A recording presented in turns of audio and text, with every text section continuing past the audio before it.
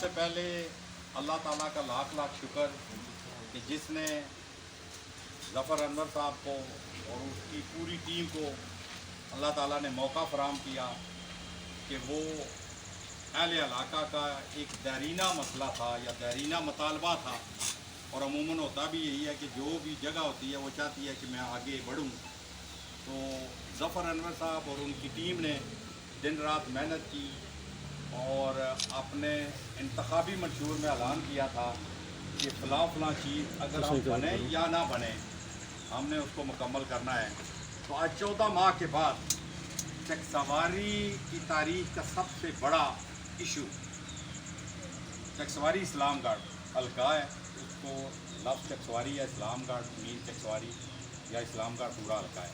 حلقہ نمبر 2 کا کہ اس کو تحصیل کا درجہ دیا جائے. تحصیل کے فوائد، تحصیل کے جو اچھائیاں ہیں وہ آپ سارے جانتے ہیں کہ تحصیل بڑھنے کے بعد اس علاقے کی اس ملک کے اندر کیا حیثیت بن جاتی ہے. تو میں سمجھتا ہوں کہ ظفر انور صاحب نے جو محنت کی، جو کوشش کی، اللہ تعالیٰ نے اس کا پھل دیا. اور آج ہمارے پاس صرف اعلان نہیں ہے. آپ بازار میں بیٹھیں گے اگلے 6-7 دن تو ساتھ ہی میں وضاحت کر دوں گا کہ کیونکہ اس وقت جو اندر کی کالک ہے یا کالا پن ہے وہ باہر نکلے گا مختلف شکلوں میں. ان کو جواب دینا ہے آپ نے، اور جواب وہ میں آگے وضاحت کر دوں گا. تو 45 سال کے بعد، جسے کہتے ہیں نا 45 سال میں اس لیے کہتا ہوں کہ ہمارے 75 میں الیکشن ہوئے تھے اور 75 سے بعد 2022 47 ایئرز بنتے ہیں پریکٹیکل پارلیمانی سیاست کے، جس کے اندر یہ مطالبات منوائے جاتے ہیں. میونسپل کمیٹی بنائیں، ٹاؤن کمیٹی بنائیں، تحصیل بنائیں، ڈسٹرکٹ بنائیں. تو اس میں ان 47 سالوں میں پہلی دفعہ پی ٹی آئی کو یہ اعزاز حاصل ہوا ہے کہ انہوں نے چک سواری اسلام گڑھ حلقے میں تحصیل لے کے آئے. اب جو میں بات کرنے لگا ہوں اور یہی آپ نے اس کا جواب بھی بنانا ہے اور جواب دینا بھی ہے کہ پی ٹی آئی جو ہے، آپ عمران خان کے ویژن کو مانتے ہیں، اس کی لیڈرشپ کو مانتے ہیں، اس کے نظریے کو مانتے ہیں، اس کی سوچ کو مانتے ہیں، اس کی فکر کو مانتے ہیں. عمران خان کے آنے کے بعد پاکستان کے اندر بحیثیت سیاسی ورکر میں سمجھتا ہوں کہ اس نے پاکستانی کو تمام علاقائی ازم، برادری ازم اور صوبائی ازم سے نکال کے پاکستانی بنایا ہے. اور آج وہاں پہ وہ جب خطاب بھی کرتا ہے تو وہ پاکستانیوں کہتا ہے، یہ نہیں کہتا وہ بلوچیوں، وہ سندھیوں، اپنے کیا کہتے ہیں کے پی کے والوں. یعنی لیڈرشپ کی کوالٹی ہوتی ہے کہ وہ تمام لوگوں کو بلا تفریق جوڑ کر آگے نکلے. تو ظفر انور کو یہ کریڈٹ جاتا ہے کہ وہ اپنے لیڈرشپ کی فکر کو، سوچ کو یا کھا لیں یا بات سن لیں. رکھ دیں ذرا 2 منٹ رکھ دیں، یہ رکھ دیں یا بات کرنے دیں، کیونکہ آپ کو پھر بات جواب بازار میں نہیں ہوگا کہ ہم نے کیا دینا ہے. اور وہ اتنے کالے ہیں کہ آپ کو بولتی آپ کی بند کر دیں کہ چک سواری کیوں نہیں بنا. چک سواری ہونا چاہیے تھا. اسلام گڑھ کیسے بن گیا؟ میں یقین سے کہتا ہوں اس وقت میں آپ کو کہوں گا آپ کے پاس نہیں ہوگا اس کا جواب کیا کرنا ہے. میں دیکھتا ہوں آپ کو کیا ہوگا. تو ظفر انور نے اپنے لیڈرشپ کی ویژن کے مطابق، سوچ اور فکر کے مطابق علاقائی ازم کو توڑتے ہوئے، برادری ازم کو توڑتے ہوئے، جو 2 لیڈر، ایک اللہ کے پاس چلا گیا اور دوسرا تقریباً سیاست چھوڑ چکا ہے، وہ یہ کام نہیں کر سکے. انہوں نے ہمیں تقسیم کیا اسلام گڑھ اور چک سواری کے نام پر. جو انہوں نے ایکٹ کیا، جو کام کیا، انہوں نے تقسیم کی بنیاد پہ کیا. کالج بنے تو تقسیم کی بنیاد پر، تحصیل بنی، جو نیابت اب تحصیل بنائی ہے ہم نے، وہ بھی سازش کے تحت بنی تھی، علاقائی ازم کی بنیاد پہ بنی تھی. تو آج ظفر انور نے وہ کام کیا ہے کہ اس نے تفریق اسلام گڑھ اور چک سواری کو ختم کرتے ہوئے، برادری ازم کی تفریق کو ختم کرتے ہوئے، چک سواری LA2 کو پورے کے پورے کو تحصیل کا درجہ دلوایا. اور تحصیل کا درجہ دلوا کے اس میں لفظ لکھا گیا اسلام گڑھ سب ڈویژن. اس کی وجہ ہے، توضیح ہے کہ اسلام گڑھ کیوں لکھا گیا سب ڈویژن. اس لیے کہ جب وہ نیابت بنی تو وہ اسلام گڑھ کے نام پر بنی. کس نے بنوائی؟ اللہ ان کی مغفرت کرے.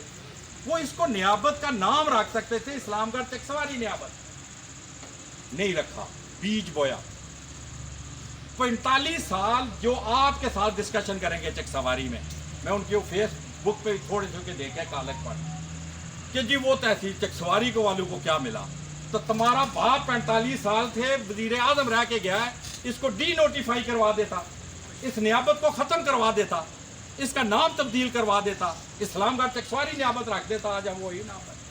जब एक नोटिफिकेशन हो जाए उसको आप तब्दील नहीं कर सकते। हमने क्या किया कि हमने बैठ के जो हमारे दोस्त इस्लामगढ़ के अंदर मौजूद हैं उनसे बात की कि देखें हमने चकसवारी पूरी को इस्लामगढ़ को उठाना है, तो उठाने का तरीका ये है कि आप 7 किलोमीटर पुल बढ़ने के बाद आपका अस्पताल मीरपुर में मौजूद है। हमारा मसला ये है कि हमारे लोग यहाँ से जब ट्रैवल करके जाते हैं वो मर जाते हैं। कल ये ना हो कि आप इसमें पड़ जाएं कि ये यहाँ पे है तो ये बने चीज़ है। तो इसलिए हम इसको लेके जाने लगे हैं कि हमने जो मेन प्रोजेक्ट हैं तहसील के वो चकसवारी में करने हैं। दफातर जो है वो नियाबत का रकबा एक्वायर्ड है थाने के साथ नीचे, और थाना भी रकबा एक्वायर्ड है, नोटिफाई हुआ है।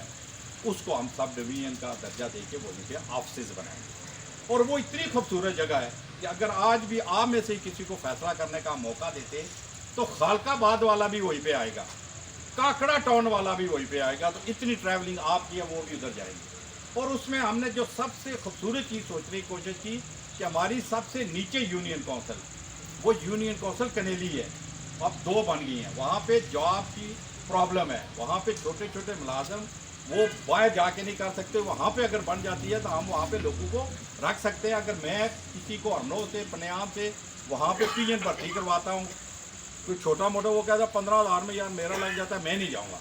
और वही अगर रड़ा वाला जाके जाएगा तो वो पैदल भी चला जाएगा, वो कहेगा मैं कर लूँगा डॉक्टर। सो कहने का मकसद है कि हमने वो तो स्केच बनाया है कि बरादरीज़म को तोड़ना है, इलाकाईज़म को तोड़ना है, और मैक्सिमम यूटिलाइजेशन ज़्यादा से ज़्यादा फ़ायदा लेना है हल्के के।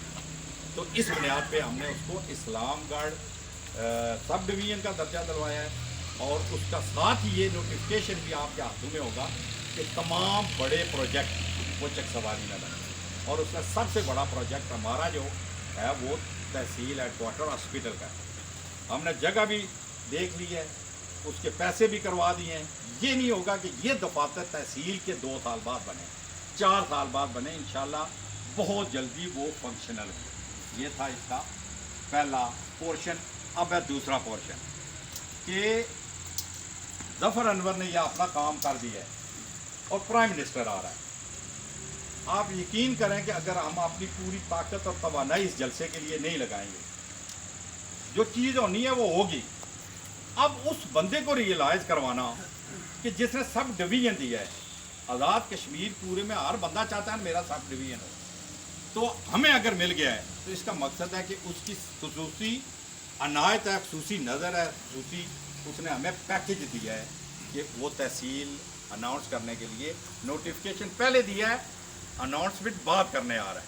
अब हमारी जिम्मेदारी बनती है कि हम उस जलसे में भरपूर तरीके से खुद भी शरीक हों और ज़्यादा से ज़्यादा लोगों को शिरकत करके उसके लिए नहीं ज़फ़र की पग को ऊंचा करें कि वाकई ज़फ़र ने जो चीज़ ली है उसने वापस में मुझे रिस्पॉन्ड इज़्ज़त में दिया है।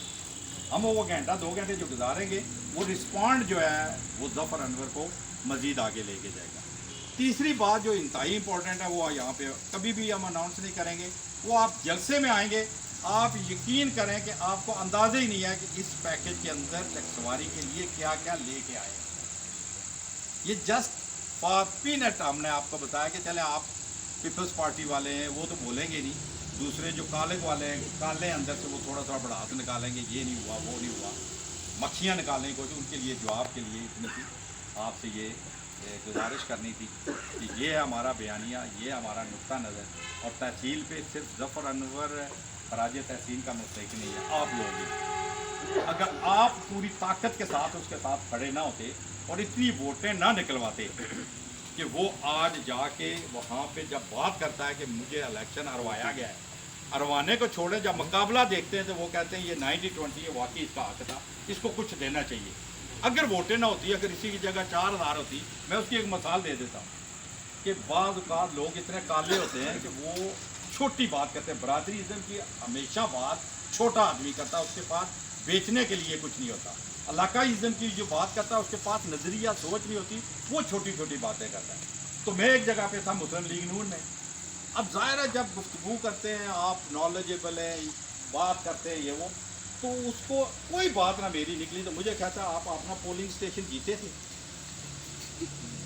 अब उसको यानी आप वक्ती तौर पे तो शैल हो जाते हैं ना, क्या जवाब दें उसकी, मगर ये सवाल तो है। सो जफर अनवर इलेक्शन नहीं जीता, ये सवाल है कि तुम जीते नहीं हो, मांग क्या रहे हो। मगर जफर अनवर को जितनी हमने वोटें दी हैं और जितनी हमने उसकी ताकत बने हैं, उसकी बुनियाद पे आज वो इतना बड़ा काम कि जो लोग 50-50 साल से सियासत कर रहे हैं, दो ही लोग थे 70 साल से, और मैंने बता दिया कि उन्होंने कैसे हमें डिवाइड किया। अल्लाह उनकी आखिरत मंजिल ठीक करे और उनकी दुनिया के अंदर जो रहती है ज़िंदगी वो अच्छी करे, मगर जो उन्होंने हमारे साथ सलूक किया दोनों इलाकों के साथ वो बहुत बुरा है। हमने प्रूव किया है कि हम जो नए लोग आए हैं कि उन्होंने उस चीज़ को बढ़ावा देने के बजाय कम किया, और अल्हम्दुलिल्लाह अब 10 तारीख को आप लोगों पे, मेरे पे, आप पे, दोस्तों पे मिल के है कि ज़िम्मेदारी के हम मैक्सिमम यहाँ से निकलें, और उसका शेड्यूल यही है कि हम नमाज असर के वक्त यहीं पे इकट्ठे होंगे जी, और यहाँ से हम जुलूस की शक्ल में जाएंगे। बाकी जो है उसका अपना शेड्यूल प्राइम मिनिस्टर का वो इतना खूबसूरत है कि वहाँ जाने से पहले पहले जिस तरह की ये नोटिफिकेशन है, इसी तरह ये 5 जगहों पे वो कुछ दे के जाएगा वहाँ, यानी जाने से पहले भी दे के जाएगा, हम अनाउंस नहीं करेंगे। मगर हम वहाँ पे अगर इतनी तादाद में कि वो जाए कि मैं इतना कुछ दे के आया हूँ, अब मैंने क्या अनाउंस करना है वो बेहतर तरीके से हमें अनाउंस करना। और आखिरी बात करके आपसे इजाज़त, यहाँ पे आप सारे, कोई काउंसलर बैठा है, कोई डिस्ट्रिक्ट काउंसिल का उम्मीदवार, बाकी हम लड़ेंगे।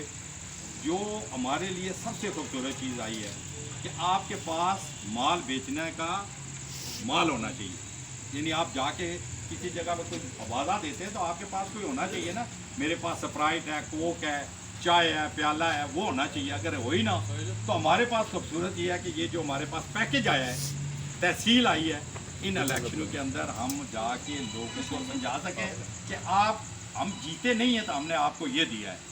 अगर आप हमारे काउंसलर, डिस्ट्रिक्ट काउंसलर बना देंगे तो हम आपको यकीन दिलाते हैं कि हम वो कुछ करेंगे कि जो आप समझते हैं कि इस वक्त हमें उसी तरह होना चाहिए जिस तरह तरक्की पजीर ममालिक है। इसी पे मैं इख्तिताम करूँगा कि आपका बहुत बहुत शुक्रिया और सबको मुबारकबाद।